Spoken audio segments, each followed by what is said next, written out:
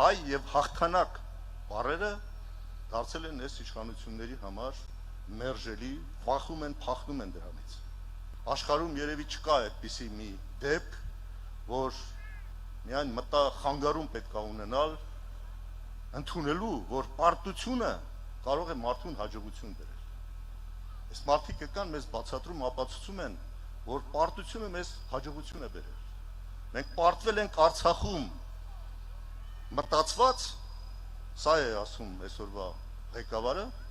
պարտվել ենք Արցախում մտածված, որպեսզի պահպանենք իբրև թե Հայաստանի անկախությունը։ Սրանից ավել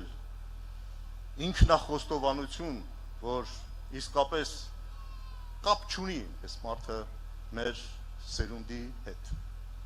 կապ չունի այս մարդը մեր Սարդարաբադի, Բաշարաբարանի,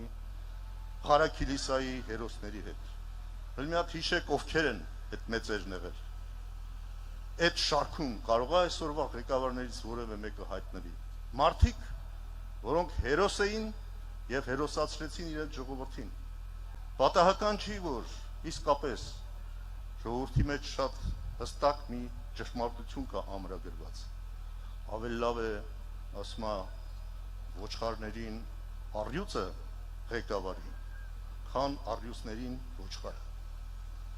Մեր պարագայում 1918 թվականին թե կռվողներն էին առյուծ, թե ղեկավարներն էին առյուծ։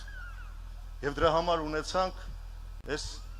բոլորի համար անհնար թվացող, անկարելի թվացող հաղթանակը։